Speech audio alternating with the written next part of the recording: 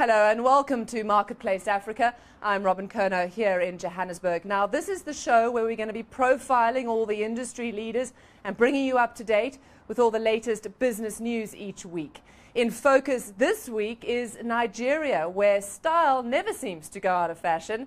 Christian Purefoy spends time with a top designer there to find out why the Nigerian fashion business is still a thriving industry.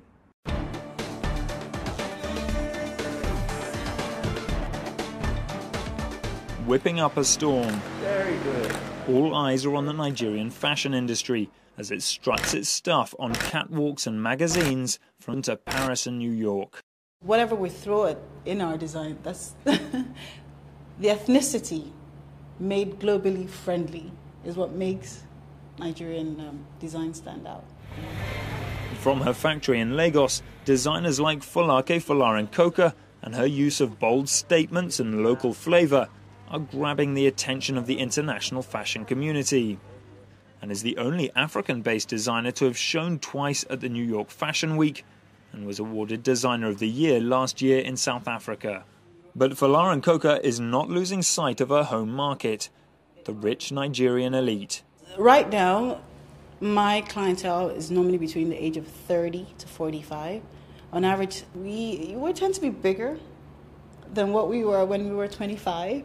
So the women are always looking for clothes to flatter them, and at the same time, sexy. The roots of Nigerian fashion can be found in any local market. A length of cloth will cost you about $20, and a tailor to fit it about another $20. And it means that everyone here is their own personal designer, and the resulting array of styles provides a huge pool of inspiration for all of Nigeria's budding designers. The fashion industry here has grown with the country's booming entertainment industry. Actresses, musicians and businessmen all want to look good for tomorrow's gossip magazines.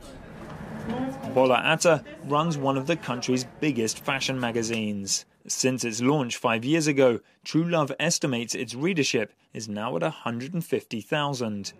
But the secret to the industry's success, she says, is that it doesn't just want to impress Nigerians. I have come to the conclusion that we do not want it to be completely ethnic. African print is in right now, but I think we still want a mix of Western. Why? Because that's what you see on TV. The TV sort of influences everything that you do. You watch the Oscars red carpet, you want that dress, it's not got any print on it, but you want it, and it looks fabulous. And with a population of 150 million, the potential for growth in Nigeria is huge. However, the price tag for most of the designs remains too costly for most people. I mean, when we do fashion shoots, we might actually pick the most expensive pieces. And what I tell people is, we're not saying go out and buy that. We're just saying get inspired by it. Folarinkoka is planning to release a new, cheaper line for the mass market. But with more upcoming designers and competition, this maturing fashion market is no longer all just about the clothes. It's power of branding.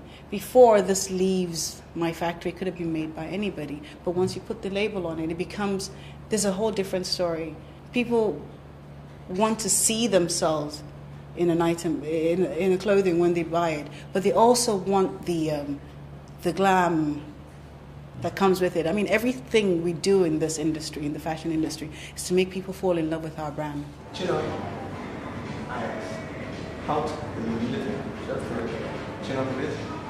The trick now is to make sure the rest of the world falls in love with it as well.